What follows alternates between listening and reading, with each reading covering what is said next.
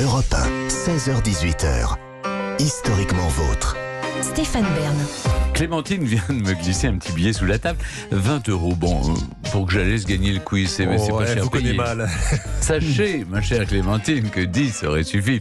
Allez, jouons à Bern to be alive. Jean-Luc, c'est à vous de poser les questions. Mais les bonnes, hein. Des questions historiques, s'il vous plaît. Évidemment. Donc moi, pas de petits billets sous la table. Oh non, non, on ne cherche pas à vous corrompre. Pas encore. Personne ne veut m'acheter. Non. Eh bien, tant pis Mais pour non. vous. Allez, c'est Bern to be Mais alive. vous êtes vendu.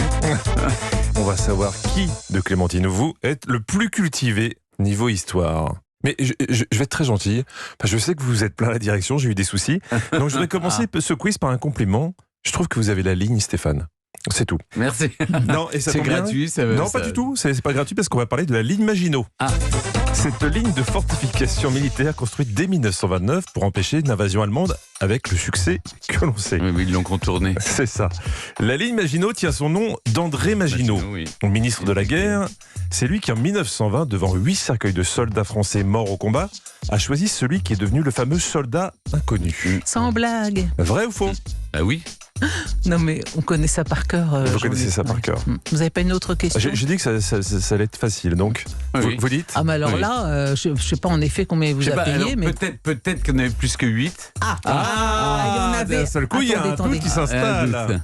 Ça Est-ce serait que très c'est pervers. Attendez, est-ce qu'il y en a eu 6? Parce qu'il a choisi le 6e cercueil, le soldat Ouais. Tain, me semble-t-il. Ah là, d'un seul coup, mais j'aime bien parce qu'il y avait une belle assurance. Et il est allé déposer des fleurs des champs, non, des bien sûr, bleus et oui, des ils ont coquelicots pris qu'il a du- ramassés ok. sur le champ de bataille. C'était magnifique. Est-ce que la question Il pose... essaie de regarder sur la... Ah, non, c'est non. là-dessus qu'il veut vous coincer, Il va Stéphane. essayer de C'est bien copier. sûr, c'est la question super bateau, ils Alors, vont le savoir je ne très bien. réponds ni oui ni non. Je dis que oui, c'est André Maginot qui a choisi le soldat inconnu, mais je ne sais pas si on avait 6 ou 8. Alors, ce n'était pas la question, 6 ou 8. La question Donc oui, portait c'est André sur Maginot. Alors oui, André Maginot. André Maginot.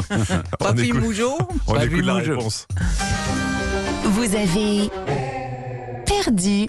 Ah là là là là. Il n'était pas encore ministre, peut-être. André Maginot a présidé la première réunion en tant que ministre des Pensions et lui-même mutilé de guerre, où a été finalisée cette initiative de choisir un soldat inconnu pour l'Arc de Triomphe.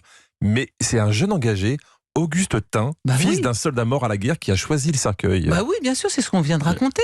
La question était claire. Était-ce André Maginot qui a choisi? Non, mais- oui, bon, bah, c'est d'accord, pervers. Mais d'accord, ok. est-ce que vous Là, avez conscience de non.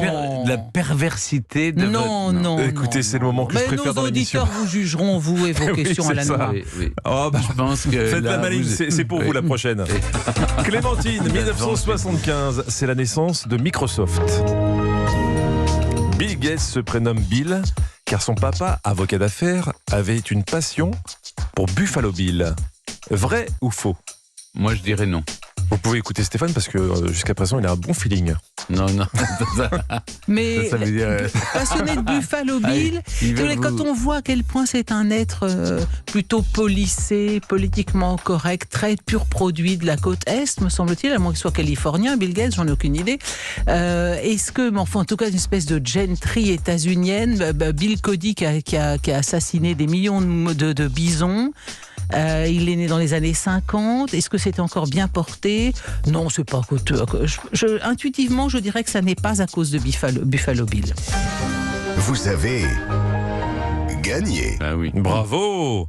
D'ailleurs, Bill William. Gates ne se prénomme pas Bill, mais William Henry Gates III. Son père, c'est William Henry II, évidemment. Hein. Alors, pourquoi Bill? Comme les buffets. Eh bien, Bill vient du prénom allemand. Wilhelm. Will, c'est volonté, et Helm, c'est casque. Une explication qui n'explique pas grand-chose. Mais en tout cas, vous avez gagné. Vous avez gagné une Il aime bonne bien réponse. les coffrages en métal, qu'est-ce que vous voulez? Oui, c'est ça. Une question pour Stéphane Bern. Parlons boisson. J'imagine, Stéphane, que vous êtes grand amateur de Châteldon. Oui, l'eau des rois. Oh, voilà. Exactement. L'eau minérale fétiche de Louis XIV. Oui. La Châteldon s'appelle ainsi car elle trouve sa source dans la ville du même nom située dans le Puy-de-Dôme. Voici donc ma question. Si vous buvez un Schweppes, c'est parce que c'était à l'origine de l'eau venant de Schepp, un village du Land de Hesse en Allemagne. Vrai ou faux? On Schweppes, croit où pas. ça, Schweppes en Allemagne? Schepp. Schweppes. Parce que c'est Je pas crois tout à pas. fait Schweppes, c'est Schepp. En Moi, Allemagne. vous ne croyez pas que c'est plutôt une onomatopée Non, oui, le c'est- chut, C'est comme le splash de l'eau de Cologne, c'est pour décrire l'espèce de splash de la bouteille qui Est-ce s'ouvre. que vous pouvez me refaire cette imitation du soda, s'il vous plaît? C'est une Wow. féerie pour les oreilles. Non, je dirais non. Intuitivement, je dirais non. Et tu sais que votre intuition est toujours juste. On écoute la réponse. Vous avez gagné. Bravo. Vous voyez, vous moquez mon intuition, mais elle n'est pas mauvaise. Je veux juste vous faire douter. Oui.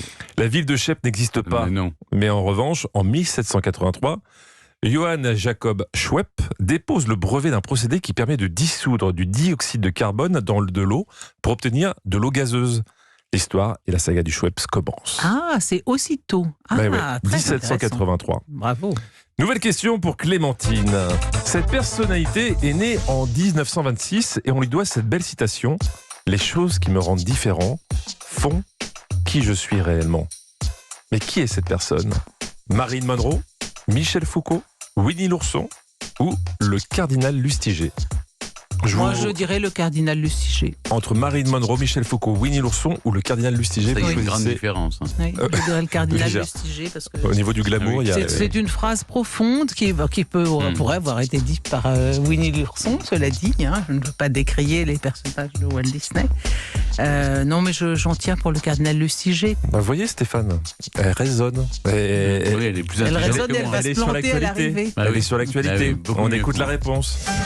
Vous avez perdu. C'est Michel Foucault. C'était Winnie l'ourson. Non, oui, ça. C'était Winnie Vous l'ourson. voyez que malgré tout, j'ai quand même une hésitation entre les deux. En me disant quel genre de dénivelé va-t-on nous faire découvrir, etc. C'est ça. Alors donc, c'est les montagnes russes, je sais pas c'est si on a- ça, oui. c'est ce qui. Les choses qui me rendent différent font qui je suis réellement. Alors Winnie l'ourson est né en 1926, mais ne pourra être lu en français dans le texte chez nous qu'en 1946. On doit la naissance de ce personnage à l'écrivain britannique Alan Alexander Milne. Bon, je fais mes excuses rétrospectives au cardinal Lustiger, où qu'il se trouve, Oui, il est très parmi sensible. les anges, pour lui avoir attribué une phrase de Winnie l'ourson. Écoutez, en tout cas, je pense qu'il va y avoir une question pour vous départager, mes amis. Et cette fois-ci, je vais vous proposer une question sur le penseur de Rodin. C'est en 1880 que le tout premier modelage original est réalisé. Il est en plâtre. Combien mesure-t-il en hauteur? Enfin, le premier 50 modelage. cm. 50 cm. Ça a fusé Je veux dire 1 mètre. 1 mètre. Eh bien, écoutez, la bonne réponse va être accordée à Clémentine. À Clémentine. Ça s'est joué à peu de choses puisque c'était 71,5 cm. Bah, Et- Voilà. Il est exposé pour la première fois à Copenhague en Bah non, mais- 1888. Ah oui, c'est vrai, 71 est plus proche de De 50. Ah oui. 50. Oui. Je comprends mieux pourquoi vous n'avez pas fait des chiffres des lettres. Vous. Oui, oui. Crayon. Enfin, tous se jouent à 10 cm près, oui. Oui, c'est ce qu'on dit à chaque Ah, fois. dans la vie. Hein, bien sûr. Et donc, c'est en 1888, lorsqu'il est exposé à Copenhague, qu'il prend le nom de penseur. Et c'est une nouvelle fois une victoire de Oui, Clémentine. faut pas exagérer. À 10 cm. Bah, écoutez, franchement. Europe 1, Historiquement vôtre. On se retrouve dans un instant avec nos personnages du jour obsédés par la mort. Après le cinéaste Alain Resnais, qui en a fait un thème récurrent de son cinéma, avec une forme de retour à la vie aussi, je vous raconte Montaigne, un philosophe qui n'a eu de cesse de méditer sur le thème de la mort. Et vous, Jean-Luc ? Eh ben, je vais vous parler d'un artiste contemporain dont l'obsession de la mort se retrouve dans ses œuvres et même sa déco intérieure.